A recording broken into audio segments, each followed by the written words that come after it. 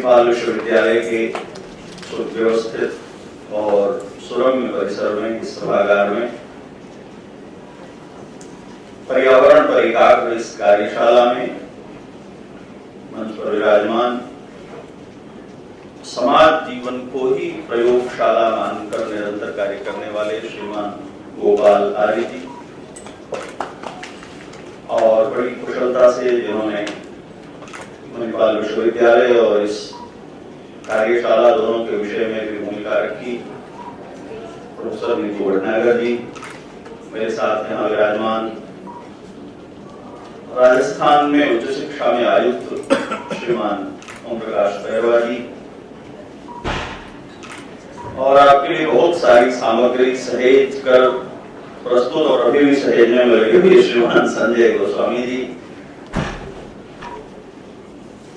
यहाँ उपस्थित सभी विद्वान मनीषी जिनके विचार, जिनके शोध और अध्ययन का लाभ इस कार्यशाला को मिलने वाला है,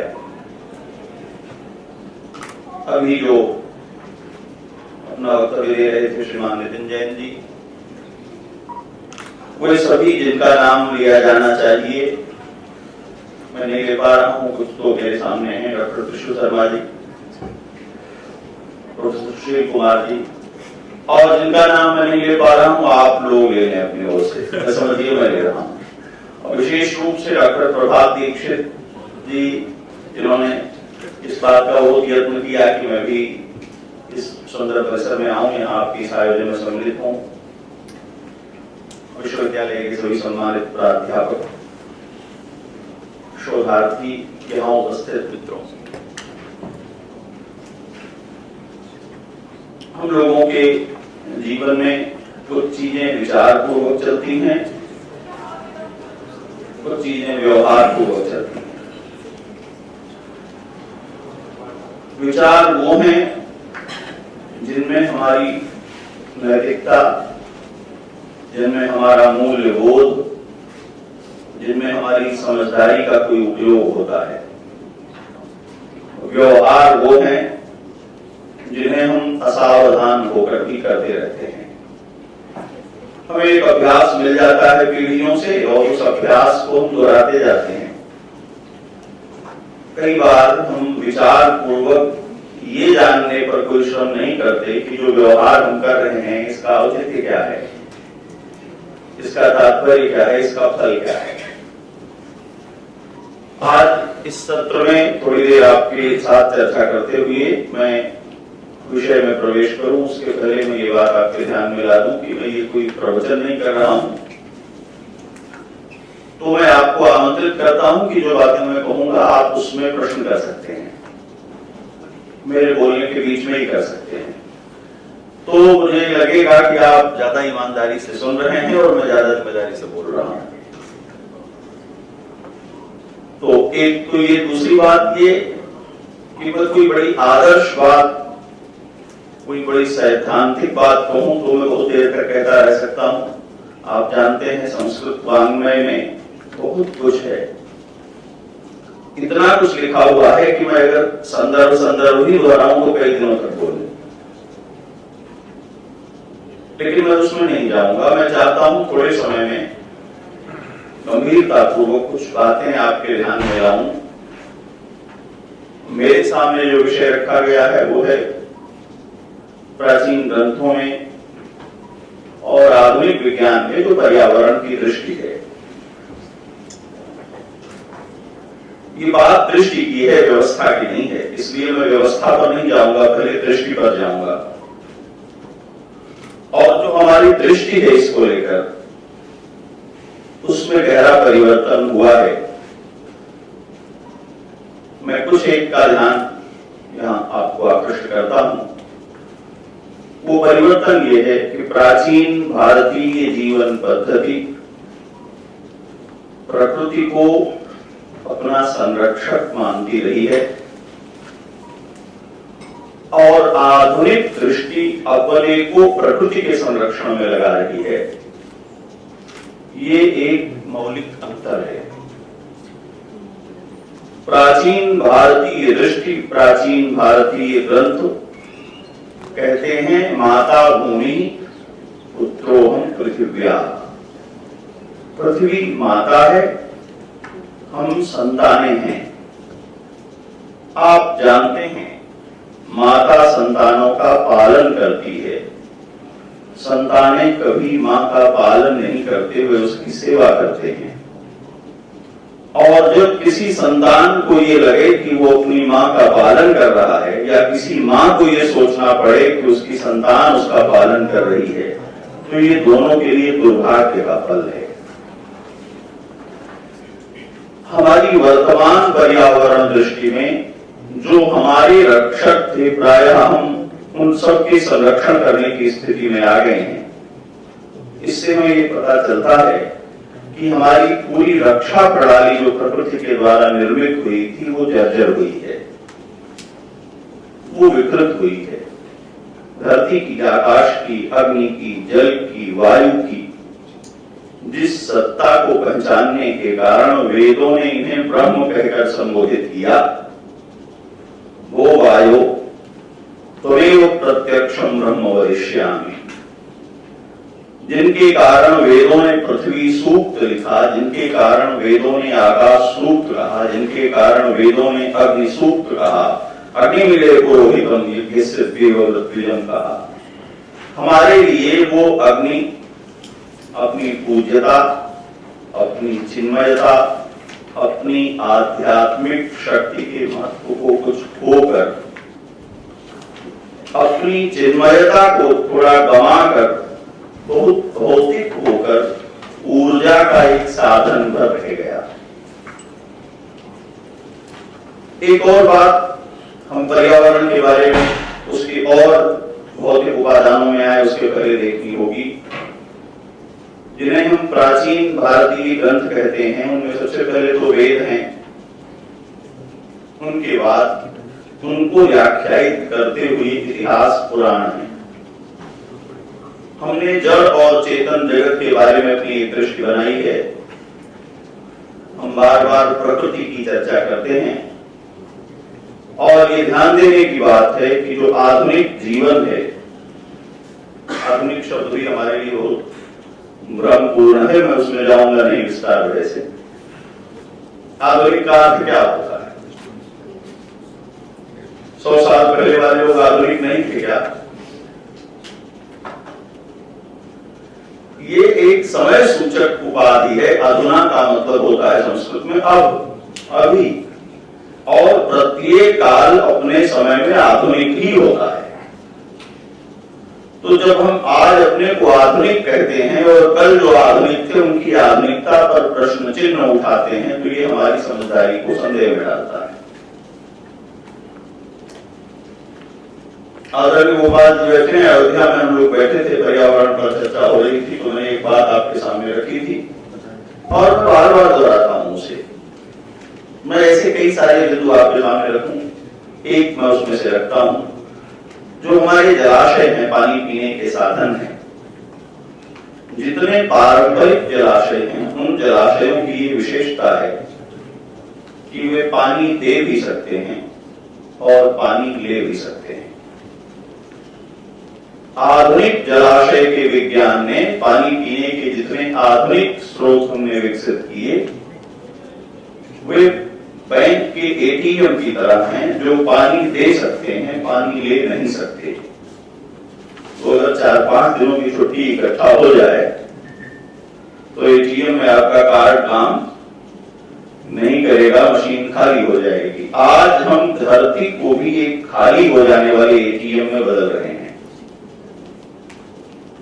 क्योंकि उसमें पानी ले नहीं सकते, हम दे नहीं सकते। जितनी भी तकनीक हमने जल की निकालने की विकसित की है, उनमें से कोई भी तकनीक पानी को वापस नहीं देती, और धरती के जल को वापस ले लेने की जितनी सहज पद्धतियां थी, प्रायः हम उनको बंद कर रहे हैं।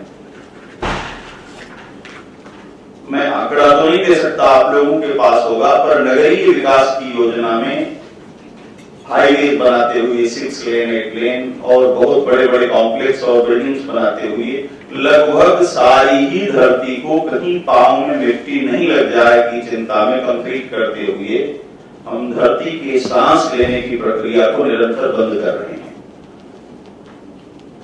और हम प्रसन्न हैं क्योंकि हमें लगता है कि ये विकास है। मैं मणिपाल विश्वविद्यालय का परिसर देख रहा था तो मुझे भीतर से बड़ी प्रसन्नता हुई, और जो लोग भी इसकी योजना करते हैं उन्हें साधुवाद देना चाहिए। इसकी हरियाली के लिए भी, इसकी रंग योजना के लिए भी विशेष रूप से। बहुत कम परिसर ऐसे हैं जिनमें ऐसा रंग दिखाई पड़ता है। यदि आप रंग चिकित्सा में जाएंगे तो आपको पता चलेगा कि ये अध्यात्म और विद्या का रंग है। ये मानसिक चेतना को विकसित करने वाला रंग है। ऐसे रंग में रहने वाला व्यक्ति डिप्रेस नहीं हो सकता। तो जिसने भी योजना की है वो साधुवाद के पात्र हैं, वो बहुत अच्छा है। पूरी प्रकृति के साथ हमारा जो तादात्म्य है वो केवल भौतिक नहीं है। तो पर्यावरण कहते हुए हम लोगों ने जिन चीजों को पहचाना है उनको जो प्राचीन भारतीय ज्ञान से पहचानेंगे तो हमें अपने को ठीक करना पड़ेगा। पर्यावरण का अर्थ केवल आकाश, केवल वायु, केवल जल, केवल अग्नि या जिन्हें हम पंचभूत कहते हैं, इतने ही नहीं होते। श्रीमद् भगवद गीता देखनी होगी हमें, जहां पर प्रकृति की चर्चा करते हुए भगवान ने दो प्रकृतियां कही हैं, परा और अपरा। और ये कोई बड़ी आध्यात्मिक बात नहीं है, ये व्यावहारिक जीवन में समझने और बरतने के लिए है। भूयापो नलो वायु खम मनो बुद्धिरेव च अहंकार में भिन्ना प्रकृति रष्टता। 8 अपरा प्रकृति है मेरी, और उन 8 चीजों से हम घिरे हुए लोग हैं, और हम बहुत कम ध्यान देते हैं कि हम 8 चीजों से घिरे हैं। आधुनिक जो हमारी पर्यावरण दृष्टि है वो हमको 5 चीजों से घिरा हुआ बताती है। कभी ध्यान दिया है आपने कि हम केवल वायुमंडल से ही घिरे हुए नहीं है, मनोमंडल से भी घिरे हुए हैं। हमारे चतुर्दिक मन का भी एक आवरण है। असंख्य स्त्री पुरुष जो हमारे परिचय अपरिचय में हमारे चारों ओर जीते हैं, उनके मन के संकल्प विकल्प, उनकी रुचि अरुचियों का भी एक वातावरण हमारे चतुर्दिक निर्मित है, और उस प्रभाव में जीते हैं। कहीं किसी समाज में इस सभागार में बैठे हुए भी आप केवल शीत उष्ण का ही अनुभव कर रहे हो, एसी के टेम्परेचर का ही अनुभव कर रहे हो, ऐसा नहीं है। यहाँ बैठे हुए लोगों के मिजाज का जो टेम्परेचर है वो भी आपको प्रभावित कर रहा होता है, आप उसका अनुभव कर रहे होते हैं। आप अपने व्यवहार को प्रतिक्षण अपने आसपास उपस्थित लोगों के आधार पर प्रबंधित करते हैं, वो एक आवरण है। भगवान कहते हैं मन काम करता है, बुद्धि काम करती है। आप जिस समाज में, जिस जीवन में रहते हैं, उसके चतुर्दिक रहने वाले लोगों के सोचने समझने का स्तर क्या है, ये तय करेगा कि आप कैसे जी सकेंगे। और अहंकार, अहंकार का अर्थ घमंड नहीं, अहंकार का अर्थ अपने बारे में, अपने होने को लेकर जो हमारा रियलाइजेशन है। हम अपने होने के बारे में और अपने आसपास लोगों के होने के बारे में क्या अनुभव करते हैं, यदि हमको घेरने वाला एक आवरण है। आप जिस व्यक्ति के साथ संवाद में हैं, उस व्यक्ति को लेकर आपकी जो प्रतीति है वो आपके पूरे व्यवहार को बदल देती है। आप किसी ऐसे व्यक्ति के साथ व्यवहार कर रहे हो जो आपके जीवन में बनाने बिगाड़ने में समर्थ हो कुछ, आपका व्यवहार दूसरी तरह का होगा। आप ऐसे व्यक्ति के साथ व्यवहार कर रहे हो जो नगण्य हो, जिसे आप प्रभावित कर सकते हो, आपका व्यवहार बिल्कुल भिन्न तरह का होगा। भगवान कहते हैं ये 8 अपरा प्रकृतियां हैं, हम इन 8 से घिरे हुए हैं। प्राचीन जीवन इन 8 के सामंजस्य पर विचार करता था। आधुनिक जीवन भूत पदार्थों पर विचार करता है, चिन्मय पदार्थों की उपेक्षा करता है। हम भूत पदार्थों की चिंता पर जाएं तो भी हमें ये दिखाई पड़ेगा, हमारे यहाँ जैसे बहुत सारी चीजें इस तरह आ गई हैं कि अब हम करने जा रहे हैं, पहले लोगों को पता नहीं था। धरती तप रही है, इसको ठंडा रखना है, हमने जान लिया, पहले लोग नहीं जानते थे। पेड़ों को बचाना है, बड़े आश्चर्य की बात है। मनुष्यता के इतिहास में, धरती के इतिहास में सच ये है कि पेड़ों ने हमें बचाया है, और अभी भी पेड़ ही हमें बचा रहे हैं। हमें अपनी पर्यावरण चेतना में सबसे पहला सुधार ये करना है, हम संरक्षक नहीं हैं, प्रकृति हमारी संरक्षक है, हमें इसके प्रति अपने अपराध बंद करने हैं। मैं बार बार ये आग्रह करता हूं, आप नदियों को पवित्र करने का नाटक छोड़कर नदियों को प्रदूषित करने का अपराध बंद कर दीजिए। नदियां स्वतः अपने को भी शुद्ध करेंगी, आपको भी शुद्ध कर देंगी। हजारों लाखों वर्षों से यह देश इस विचार के साथ जीता चला आया है कि गंगा यमुना सरस्वती हमें शुद्ध करती हैं। यही कारण है कि जब कुंभ में गंगा के जल में अशुद्धि होने के सैकड़ों दावे आए, तब भी करोड़ों करोड़ लोगों ने जाकर गंगा जी में डुबकी लगाई, क्योंकि उनकी पीढ़ियों से प्राप्त हुई चेतना में गंगा अपवित्र नहीं होती, वो पवित्र करती है। तो हमारी पर्यावरण चेतना में हम संरक्षक हैं, ये भ्रम छोड़कर हमें संरक्षण प्राप्त करना है। प्रकृति ही हमारी संरक्षक है, तो जो प्रकृति हमारी संरक्षक है, हम उसके अपराधी नहीं हो जाएं, हमें अपनी निष्ठा इस प्रकार की करनी है। भगवान कहते हैं, मयाध्यक्षेण प्रकृति सूयते सचराचरम, मेरी अध्यक्षता में। यह अध्यक्षता कहने का तात्पर्य यह है कि कई बार पदार्थवादी वैज्ञानिक किसी अचिंत्य सत्ता को, ईश्वर आदि को नहीं मानते हुए वस्तुएं ही अल्टीमेट नियामिका हैं, उनके गुणधर्म ही सब कुछ तय करते हैं, ऐसा कहने लगते हैं। तो भगवान ने यह संकेत किया है कि प्रकृति किसी निरंकुश सत्ता का नाम नहीं है, उसकी नियामिका एक सत्ता विद्यमान है, जिसको हम जगदम्बा कहें, जिसको हम जगदीश कहें, जिसको हम परब्रह्म कहें, ईश्वर कहें। वहां एक योजना कार्य करती है। उस योजना पर जब आप ध्यान देंगे तो आपको ये देखकर अच्छा लगेगा कि भारतीय ऋषि और प्राचीन भारतीय जीवन कैसे इनको समझता रहा है। हम अपनी धरती को पौराणिक आध्यात्मिक दृष्टि से देखें तो हमने इसे 7 द्वीपों में बांटा हुआ है। सप्तद्वीपी वसुधा आप सब परिचित होंगे, और उन 7 द्वीपों के नाम महानगरों से नहीं आते, प्लास्टिक से, लोहे से, धातु से, तांबे से नहीं आते, उन सबके नाम प्रकृति से आते हैं। एक का नाम कुश है, कुश जानते हैं, अभी कुशोत्पाटनी अमावस्या हुई है। एक द्वीप का नाम कुशक द्वीप है। कुश एक घास की प्रजाति का तृण विशेष है, जो धरती पर पाई जाने वाली पवित्रतम वस्तुओं में से एक है। हमारी कितनी गहरी दृष्टि है पर्यावरण को लेकर कि एक घास विशेष, जिसको हम कुश कहते हैं, उस कुश को लेकर के और उसकी अंगूठी, उसकी पवित्री बना करके अंगुली में धारण किए बिना हमारे हाथ इतने पवित्र नहीं होते कि देवपित्र कार्य करने के योग्य हम हो जाएं। पर्यावरण को लेकर के भारतीय दृष्टि कितनी सूक्ष्म है। एक कुश है, आप परिचित हैं, हो सकता है पिछले एक पीढ़ी के लोग परिचित, आप सब लोग कुश से परिचित हैं, अच्छा उसके उपयोग से भी कुछ लोग तो होंगे, बाकी लोग आप नहीं बता रहे।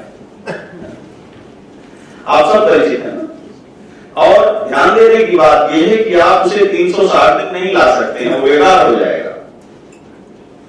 कभी आपने इस बात पर विचार किया है कि कुश को यदि आप किसी भी धातु से काट कर ले आए तो वो अपना प्रभाव खो देगा। आप करते रहिए साइंटिफिक रिसर्च की इसके पीछे की दृष्टि क्या है। पर भारतीय परंपरा कहती है कि धरती में उगने वाली वो जो कुश घास है वो अपना पवित्रता का प्रभाव तब तक रखती है जब तक उसको धातु से उसका छेदन काटा नहीं होता, उसको उखाड़ करके लाना है। और उसकी जड़ इतनी प्रशस्त, इतनी मजबूत होती है कि उसको भगवान से भी उखड़ेगी नहीं, घास टूट जाए भले, लाना उसको जड़ समेत। तो क्या करेंगे, तो बोले ठीक है भाद्र कृष्ण अमावस्या आने दो। उस अमावस्या को जब धरती खूब वृष्टि से आर्द्र हो जाती है और वर्षा के प्रभाव से उसकी पत्तियां भी नई और हरी होती हैं, उस एक दिन में उखाड़ करके ले आएंगे। तो पूरे वर्ष में एक तिथि है जो किसी एक विशेष घास को एक दिन उखाड़ने की योजना करती है, और उस अमावस्या का नाम कुशोत्पाटनी अमावस्या है। हम जो ज्ञान की समग्रता की बात करते हैं, कैसे पर्यावरण हमारे पूरे जीवन को प्रबंधित करने का एक विज्ञान है। और जब विद्यार्थी गुरुकुल में प्रवेश करते हैं, नए विद्यार्थी, और प्रथम वर्ष में उनको स्थान के आश्रम के कुछ दायित्व सिखाए जाते हैं, तो उनमें से एक काम उनका होता है कुश लाने जाना है। घने जंगल में कुश पहचानना, कई अलग अलग प्रकार के तृण के बीच में, और उसको उखाड़ना, उसकी पत्तियां धारदार होती हैं, हाथ कटने नहीं पाए, दूसरी घास नहीं उखाड़ ले आए, जंगल में जाएं तो खो नहीं जाएं, भटक नहीं जाएं। तो जो नए प्रवेश लिए हुए छात्र पहले ही प्रयास में गुरुकुल में रहने वाले वन में जाकर के पुष्प उखाड़ करके ला करके गुरु जी को सौंप देते थे। उनको समझा जाता था कि इनका IQ अच्छा है, इनका पुरुषार्थ अच्छा है, और गुरुकुल उन्हें कुशल कहा करते थे। कुशल शब्द आपने सुना है? पुष्प उखाड़कर प्रथम प्रयास में जो बच्चे ले आते थे भली प्रकार से, गुरुकुल उन्हें चिन्हित करते थे कि ये जैसे आपके यहाँ विद्यार्थी चिन्हित होते हैं, ऐसे ये कुशल है। आप कल्पना करें पर्यावरण किस प्रकार पूरी जीवन सरणी को, हमारे पूरे जीवन चक्र को एक दृष्टि देता है जीने की। वो कुछ पवित्री बनेगा, वो कुछ मोटक बनेगा, वो कुछ मार्जन के काम आएगा, और आवश्यकता पड़ेगी तो वही कुछ ब्रह्मदंड बनेगा और किसी वशिष्ठ के हाथ में आकर के विश्वामित्र के सारे दिव्यास्त्रों को सोख जाएगा। आप आश्चर्य करिए, अग्नि बरसाने वाले, जल बरसाने वाले, बिजली गिराने वाले, मनुष्यों और पशुओं और वृक्षों को काट देने वाले हथियारों का निवारण वशिष्ठ ने कुश के बने हुए ब्रह्मदंड से किया है। हमारा जगत 3 तरह की ऊर्जाओं से निर्मित होता है, जिनको हम सत, रज और तम ऐसा कहकर के 3 श्रेणियों में रखते हैं, जिनको हम आदि दैविक, आदि भौतिक और आध्यात्मिक 3 श्रेणियों में रखते हैं।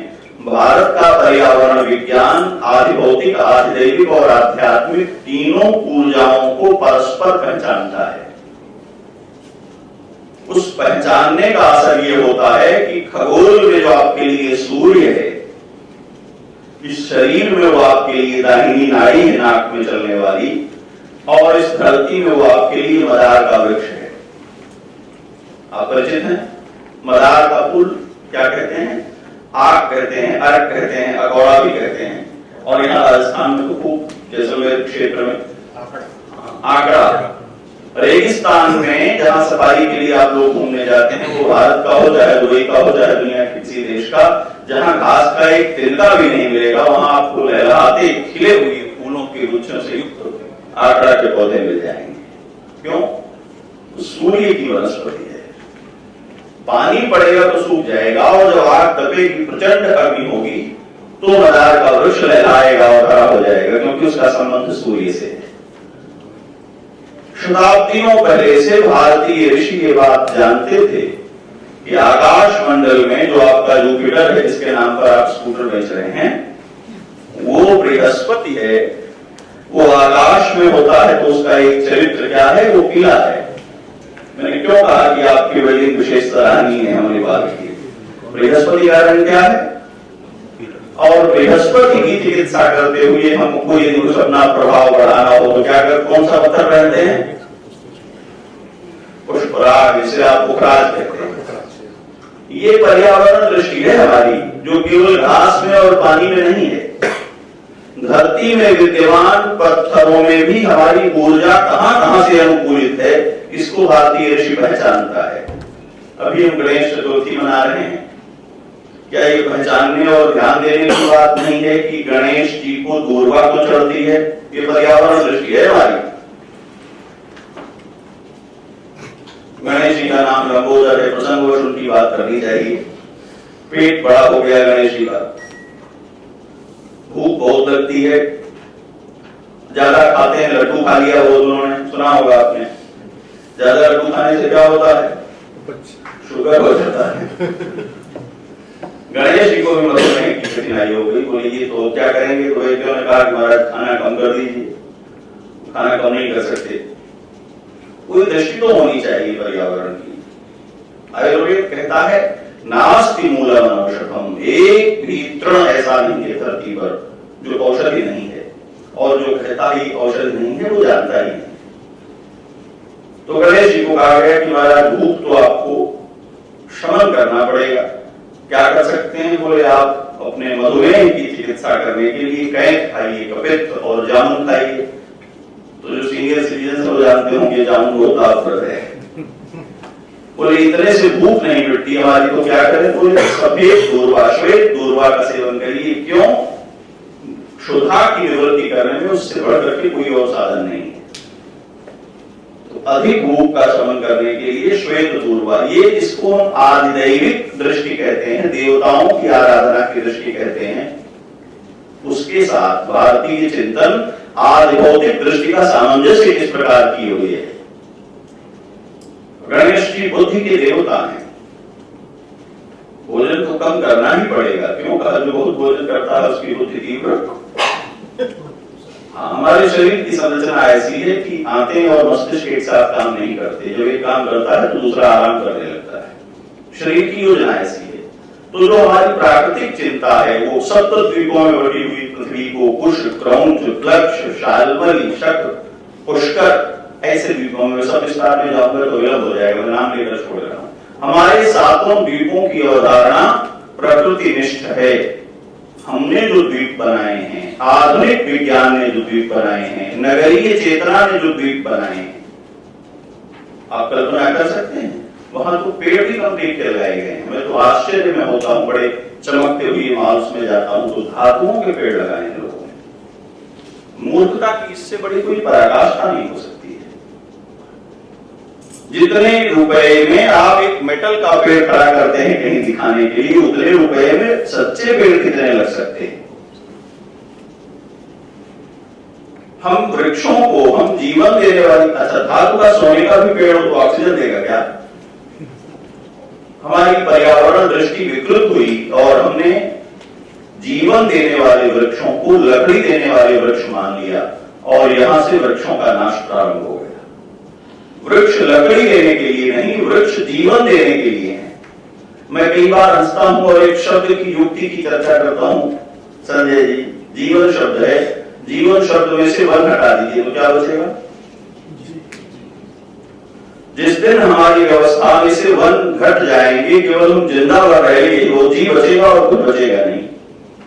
समग्रता में बचने के लिए तो जी तभी जीवन रहेगा जब वन उसके साथ जुड़ा रहेगा, और हमने निरंतर कम किया है। आप एक भी वास्तुशास्त्र का ऐसा ग्रंथ नहीं देख सकते, भवन निर्माण का ग्रंथ, जो वाटिका, जलाशय और बगीचे बनाने की योजना के बिना हो।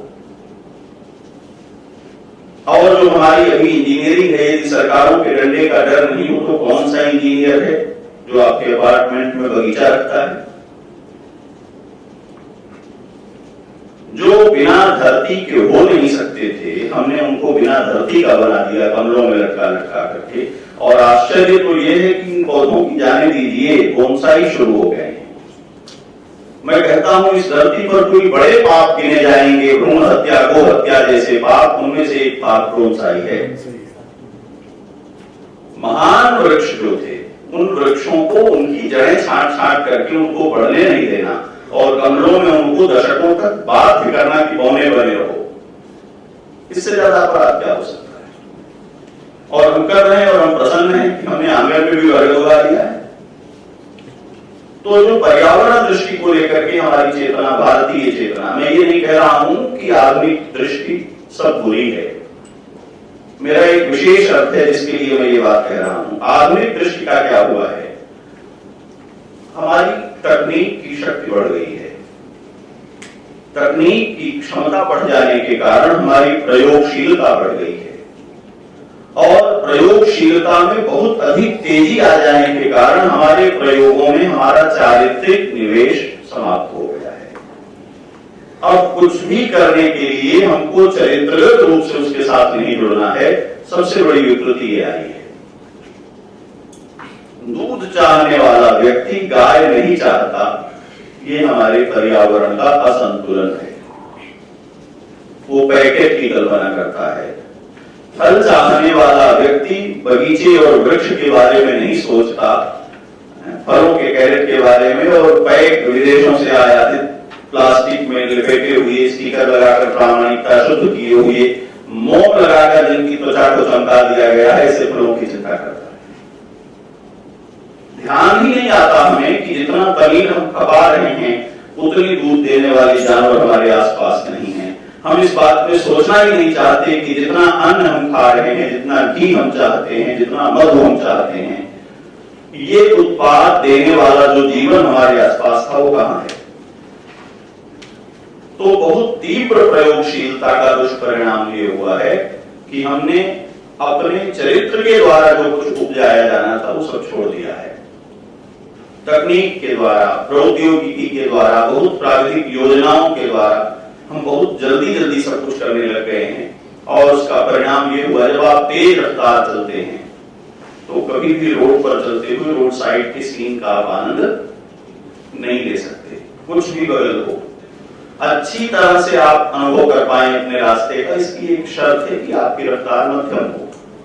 हमने जीवन को इतना तीव्रतर कर लिया है कि हमारे पास कुछ भी देखने, समझने, सोचने, पहचानने का अवकाश नहीं बचा है। भारतीय पारंपरिक कृषि के लिए बहुत प्रसिद्ध मैं एक श्लोक आपके ध्यान में रखता हूं। वृक्ष की चर्चा हो रही है और आदरणीय डॉक्टर दीदी जिनको कहा जाता है यहाँ बैठी हुई हैं, बहुत सारे वृक्ष आपने लगाए हैं। भारतीय जीवन में एक शब्द जिसको लेकर बहुत चर्चा है और खास तौर से नारीवाद के जागरण के बाद से इसकी चर्चा बहुत बढ़ गई है कि पुत्र को बहुत महत्व दिया जाता है, पुत्री को उतना नहीं दिया जाता। यहाँ बहनें बैठी हैं बड़ी संख्या में, तो उसका अनुभव कर सकती है। जो समाज पुत्र को अधिक महत्व देने की शिकायतें झेलता है, उस समाज का एक ऋषि कहता है कि नहीं, एक पेड़ 10 बेटे के बराबर है। 10 कूप समावापी। राजस्थान के लिए विशेष महत्व की बात यह है, यहाँ बावड़ियां बहुत सारी अभी कहीं बची हुई हैं रजवाड़ों में। अब तो बावड़ियां लुप्त हैं। बावड़ी आप लोगों में से कितने लोगों ने देखी है पता नहीं। बावड़े लोग तो बहुत सारे मिलते हैं, बावड़ी नहीं मिलती। मारवाड़ी में कहते हैं कुछ ऐसे ही शब्द है, बावड़ा कहते हैं। तो बावड़े तो होते हैं, बावड़ी नहीं मिलती।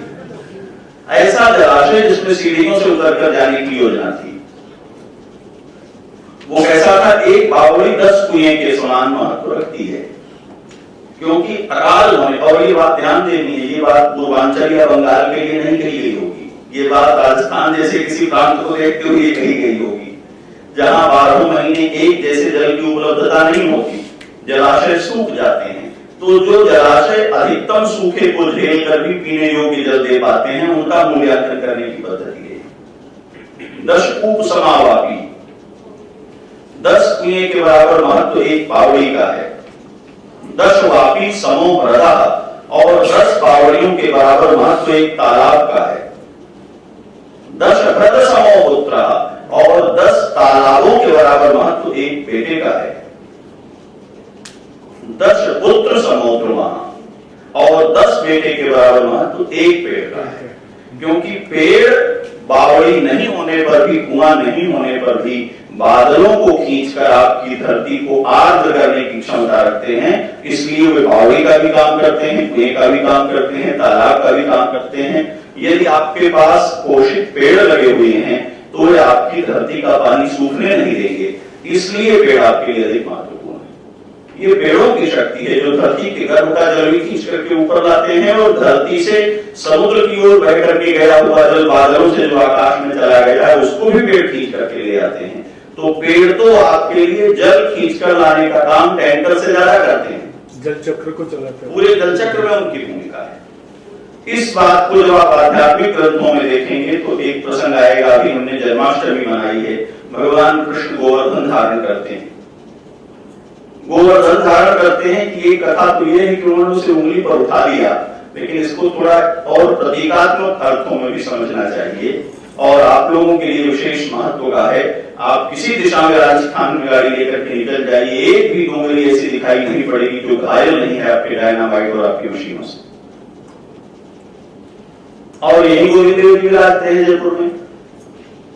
वहां गोविंद कैसे रह सकता है जहां के लोग पहाड़ काट खोद करके बेच देते हो? गोविंद तो वो है जो गोवर्धन को उंगली पर उठाता है। गोविंद तो वो है जो इंद्र की पूजा रुकवा देता है कि पर्वत की पूजा करो। भगवान कृष्ण ने अपने जीवन में जो पर्यावरण की दृष्टि हमारे सामने प्रस्तुत की और कहा कौन? इंद्र। वर्षा इंद्र के करने से होती है, या वर्षा हमारी पारिस्थितिकी के सुरक्षित रहने से होती है।